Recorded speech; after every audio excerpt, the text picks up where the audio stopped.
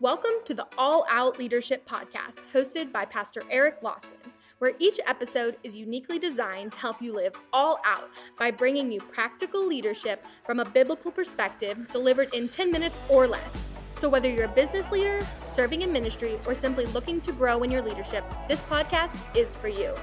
Before we dive into this week's topic, make sure to subscribe to the podcast and download the show notes at ericlawson.com/podcast. And while you're at it, feel free to share the content on social media. Now, let's join Pastor Eric for this week's conversation. Last week, we looked at the fact that Absalom had no sons, and so he had to build a monument to himself. And you'll see this all the time. People are really focused on the corner office, climbing the corporate ladder, that, private parking spot, because it's all the trappings of what we need to feel like a success. The person who's really building legacy and they see that success is not what I do for me, but what I can empower others to do. And there's a paradigm shift. They don't have to have the corner office. They don't have to climb the next rung of the ladder. They don't have to have that spot. Now, they may have all those things, but they don't need it, and there's a difference.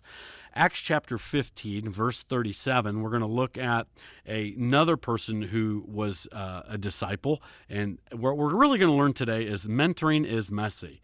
One reason, we talked about it last week, that people don't mentor others or disciple others is because they really kind of feel threatened by that person's success. They're going to take my job. Well, no, they aren't, and you're the most irreplaceable person when you can replace yourself by duplication.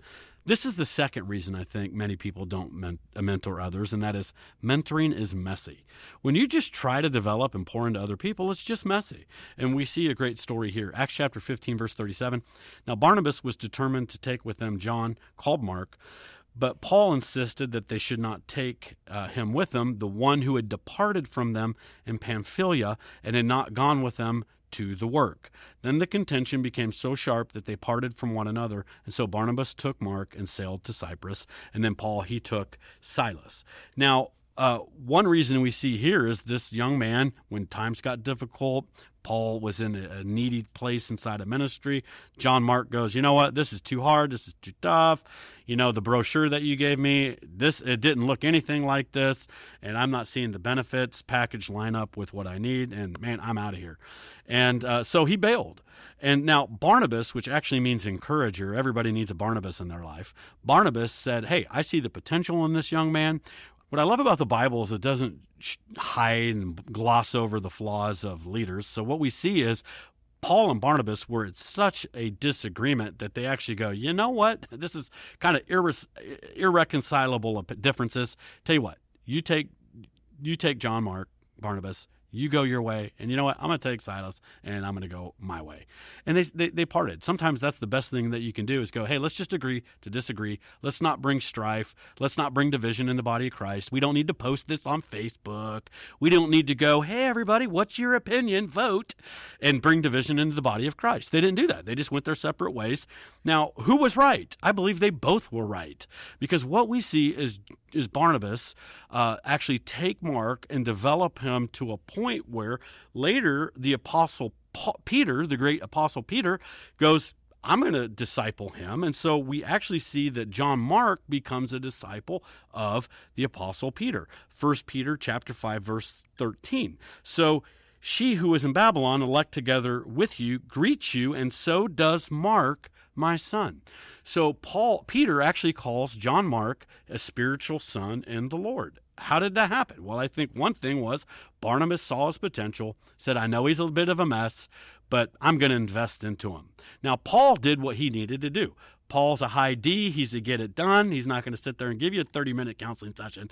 He's got stuff to do. But you know what? He was true to who God called him to be. He grabbed Silas, and they end up, next chapter, they're in prison with their backs beaten and bloodied, and John Mark probably found that out and said, thank God he didn't take me. So they ended up, and Paul went his way. Now, what we see is because he became a disciple of Peter, we see that actually God did great things through Mark. See, what happens is a lot of times we get somebody who fails, crashes, and burns. They disappoint us. They let us down. God's not done. It's not the end of their story. So what we see is the Gospel of Mark is actually written by John Mark. Now, why? Because Barnabas didn't give up, and because Peter didn't give up and invested into this young man who became a great leader in the body of Christ. Now, the Gospel of Mark is actually referred to as the Gospel of Peter because it was Peter's version that he passed on to Mark to record. Now, what I love is the rest of the story. We get to the last book that Paul recorded, which is 2 Timothy chapter 4. So he's nearing his execution, and this is what we see. For Demas has forsaken me, chapter 4, verse 10. Having loved this present world, has departed for Thessalonica, Crescens for Galatia, Titus for Dalmatia. Only Luke is with me. Get Mark and bring him with you, for he is useful to me in ministry.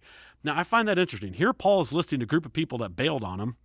And then he goes, oh, yeah, that one guy that did bail on me, he's useful to me now. Bring him back. Why? Because Paul realized that you can't look at somebody as a snapshot.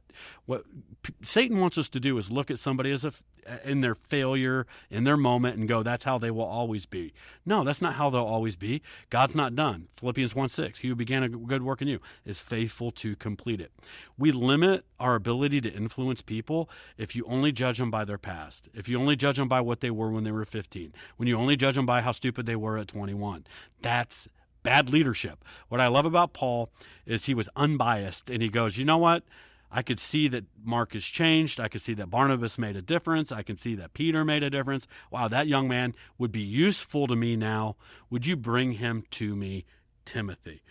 We're going to miss out on a lot of great opportunities and a lot of great relationships if we just go, mentoring is too messy, I don't have the time, and they're going to disappoint me and they're going to hurt me. Look, chances are if you get into any kind of mentoring, you're meeting, investing into anybody, here's just a couple things you can count on. You're going to get hurt. You're going to get disappointed. Somebody's going to betray you. Somebody's going to break your heart. It's just part of the process. But Jesus is still on the throne. And just because somebody else hurt you doesn't mean you don't try again with somebody else. Or down the road, you might even give that another person a chance. In 33 years now of ministry, there are many relationships that I've had where we've had some ups and we've had some downs. And I've had some people I was investing in who at some point got upset with me, said some so not nice things. Maybe we had a season where we were kind of separated. Maybe not on my end, and it was on their end. But you know what? Today, we're back. We're reconciled. We have great relationship. I still have influence inside of their life. Man, mentoring is like parenting. I mean, like, you know, again, you're pouring into somebody, and again, they know everything until they go out there and realize they don't know anything, and then all of a sudden you become a genius again. That's just the process of raising up spiritual sons and spiritual daughters in the Lord. Just because they're difficult and just because they're messy and just because they're really expensive doesn't mean we stop, because you'll never be truly more satisfied than the legacy that you create through people that you've invested in. Thank you for joining us on the All Out Leadership Podcast. We hope you gained new biblical insight that challenged you to grow in your leadership. If you've enjoyed this week's episode, we would love your help in getting the content out farther. You can help by subscribing to the podcast at ericlawson.com/podcast and telling others about it. Next week, Pastor Eric will be back with another episode. So until then, we hope you have a great week being an all-out leader.